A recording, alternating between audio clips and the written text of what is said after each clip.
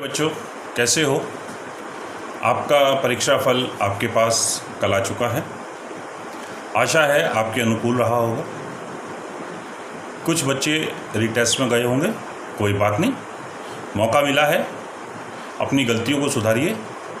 और वो छोटी छोटी सी गलतियां हैं जिनकी वजह से आपकी उपलब्धता या आपका जो परिणाम है वो आपके अनुकूल नहीं रह सका।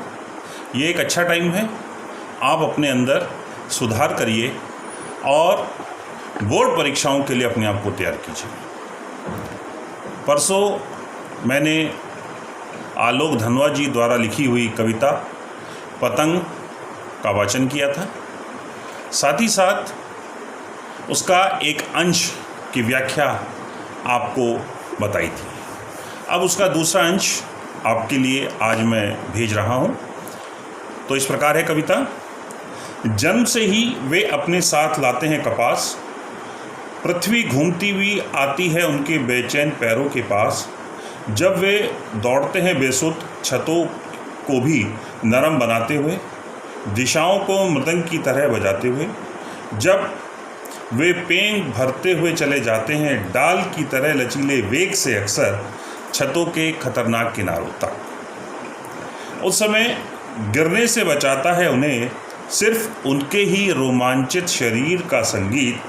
पतंगों की धड़कती ऊंचाइयां उन्हें थाम लेती है महज एक धागे के सहारे।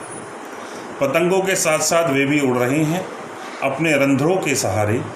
अगर वे कभी गिरते हैं छतों के खतरनाक किनारों से और बच जाते हैं, तब तो और भी निडर होकर सुनहले सूरज के सामने आते हैं। पृथ्वी और भी तेज घूमती हुई आती है उनके बेचैन पैरों के पास। प्यारे बच्चों, इससे पूर्व जब मैंने वाचन किया था तो वहाँ पर एक आई थी बात कि चमकीले इशारों से बुलाते हुए और आकाश को इतना मुलायम बनाते हुए कि पतंग उड़ सके। और ये और जो है बेटा परिवर्तन का प्रतीक है। क्यों? परिणाम यहाँ पर आ रहा है इस और के बाद। आइए आज देखते हैं। जन्म से ही लाते हैं वे अपने साथ कपास। अब कवि ने नए उपमानों के द्वारा बच्चों के पैरों की तुलना कपास के फूल के समान की है। कपास का फूल समझते हैं आप, जिससे रुई बनती है। रुई कैसी होती है? कोमल होती है। ठीक उसी प्रकार बच्चों के पैर भी होते हैं जो कोमल हैं।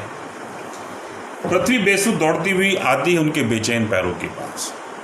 जब बच्चे छतों पर पतंग उड़ाते हैं तो अपने कोमल कोमल पैरों से वे छतों के चारों ओर ऐसे घूमते हैं कि जैसे उन्होंने संपूर्ण धरती का चक्कर काट लिया, चक्कर लगा लिया हो।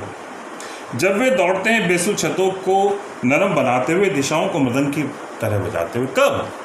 जब वो अपनी छतों पर दौड़ते हैं और दौड़ने से जो उनके पैरों की थाप छतों पर पड़ती है, तो कवि को ऐसा प्रतीत होता है कि जैसे दिशा रूपी मृदंग बच्चों के पैरों से बज रही है। मृदंग समझते हैं आप? मृदंग बेटा एक प्रकार का वाद्य यंत्र है, ढोलक की तरह। ढोलक, पखावज, ढोल, मृदंग। और ये जो मृदंग है ये दक्षिण भारत में बजाया जाता है और इसी से ही तबले का निर्माण हुआ है। मृदंग की तरह गिड़गिड़ धां, गिड़गिड़ धां, गिड़गिड़ धां, इस तरह की आवाज़ मृदंग से निकलती है। जब वे पेंग भरते हुए चले जाते हैं डाल की तरह लचीले वेग से, अक्सर छतों के खतरनाक किनारों तक।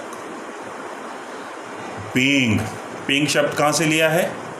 कुछ याद आया? याद करने की कोशिश कीजिए, बचपन की बात है। याद आया? हाँ, याद आ गया। पेंग जब झूला झूलते थे, आपके दोस्त ने 2-3 झोंटे दिए और उसके बाद फिर आप अपने शरीर से ही ऐसे पेंग भरते थे, ऐसे ऐसे। तो क्या होता है पतंग उड़ाते हुए कि बच्चे जब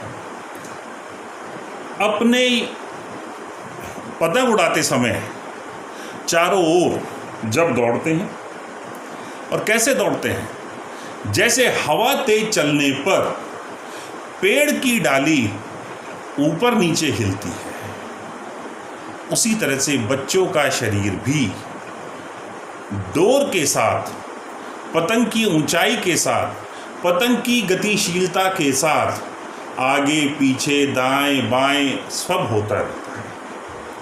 उस समय गिरने से बचाता है उनके ही रोमांचित शरीर का संगीत। पतंगों की धड़कती ऊंचाइयां थाम लेती हैं महज एक धागे के सहारे, अर्थात